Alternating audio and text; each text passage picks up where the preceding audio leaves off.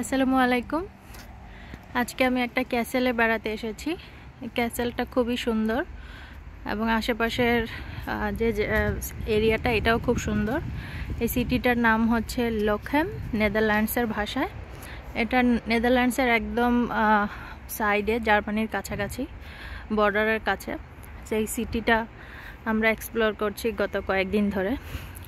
সেই জায়গাটাতে আসলে এখান থেকে দেখতে খুবই সুন্দর লাগছিল, তাই আমি অল্প সময়ের জন্য একটু ভিডিওটা করছি, সবার সাথে শেয়ার করব। আমি আসলে যেখানে যাই সেখানেই ছোটোখাটো ভিডিও করে আপনাদের সাথে শেয়ার করি। আপনারা অনেকেই আমার ভিডিও পছন্দ করেন, সেই জন্য আমার কাছে আরও ভালো লাগে, আমি উৎসাহ পাই ভিডিওগুলো শেয়ার করার জন্য। আবার অনেক সময় হয় যে ভিডিও ঠিকই করে রাখি কিন্তু শেয়ার করতে মনে থাকে না, সময় থাকে না। সেই জন্য আমি আজকে ভাবলাম যে ভিডিও করে সাথে সাথেই শেয়ার করে দিব, যাতে মানে পরবর্তীতে ভুলে গেলে আর ভিডিওটা মিস না হয়। সো আপনারা যারা এই সিটিতে বেড়াতে আসতে চান তারা খুব সহজেই আসতে পারবেন। তবে নেদারল্যান্ডসের আরও অনেক সুন্দর সুন্দর ক্যাসেল আছে। ক্যাসেল দেখতে হলে সেসব জায়গায়ও যেতে পারেন।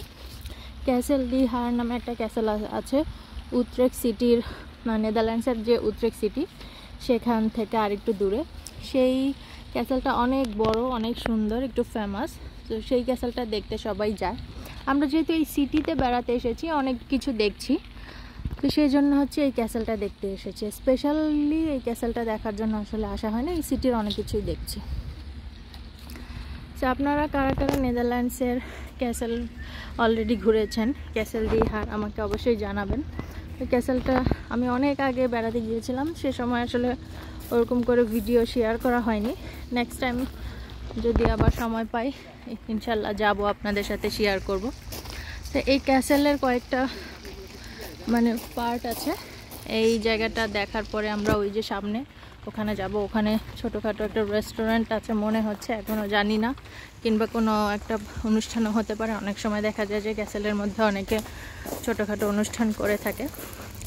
সো এখান দিয়ে হাঁটতে খুব ভালো লাগছে, দুই পাশে ঘাস, মাঝখানে ছোট ছোট পাথর দেওয়া, তো সেজন্য এখানে খুবই সুন্দর।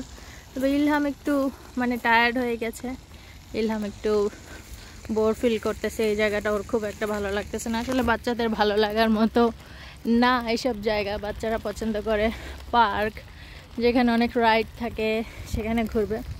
আমার মনে আছে অনেক ছোটোবেলায় আমি একবার চিড়িয়াখানা আর বোটানিক্যাল গার্ডেন এসব জায়গায় বেড়াতে গিয়েছিলাম আমার ফ্যামিলির সাথে। তো বাসা থেকে মোটামুটি একটা প্রিপারেশন নিয়ে গিয়েছিল যে ছোটোখাটো পিকনিকের মতো করবো আমরা। তো প্রথমে চিড়িয়াখানাটা ঘুরলাম, আমি খুব এক্সাইটেড ছিলাম, চিড়িয়াখানা ঘুরে টুরে দেখেছি। কিন্তু তারপরে হচ্ছে আমি খুব টায়ার্ড হয়ে গেছি।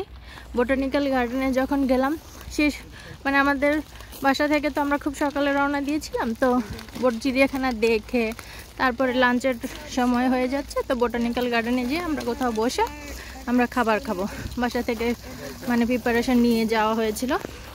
কিন্তু বোটানিক্যাল গার্ডেনে ঢুকে আমি খুব বিরক্ত, টায়ার্ড। আমি কোথায় বসবো আমি খুঁজে পাচ্ছিলাম না, বসার জন্য জায়গা, সবাই দেখছিল। এরকম করে করে আমার মনে আছে সেই দিন তারপরে আমি কতখানি যেয়ে আবার উল্টা হাঁটা শুরু করেছি। আমি অনেক ছোট, কিন্তু আমার এইটুকু মনে আছে আমি বিরক্ত হয়ে উল্টা হাঁটা শুরু করে দিয়েছিলাম। তারপরে আমার এক ভাইয়া, উনি আমাদের সাথে গিয়েছিলেন, উনি অনেক দূর হেঁটে আমাকে ধরে নিয়ে আসছে। একদম খুব টায়ার্ড হয়ে এরকম করেছি। তো ইলহামও আজকে বিরক্ত, টায়ার্ড। এখানে অনেক বয়স্ক মানুষজন এসেছে এই জায়গায়। আসলে আমি আসার সময় দেখলাম সাইকেল নিয়ে অনেক বয়স্ক মানুষজন ঘুরে বেড়াচ্ছে। তো সেটা দেখে খুব ভালো লাগছিল দেখে, কারণ নেদারল্যান্ডসে আসলে সাইকেলটা খুব কমন। বয়স্ক মানুষজন সাইকেল নিয়ে ঘুরে যখন দেখতে আরও ভালো লাগে। ইয়াং মানুষজন তো ঘুরেই, কিন্তু বয়স্করা যখন ঘুরে তখন খুবই ভালো লাগে। তো যাই হোক, আপনাদেরকে আশেপাশের সব জায়গা ঘুরিয়ে দেখাচ্ছি। আপনারা আমাকে অবশ্যই জানাবেন কেমন লাগলো, আর পরবর্তীতে আরও ভিডিও করব। সবাই ভালো থাকেন, আজকে এই পর্যন্তই। আল্লাহ হাফেজ।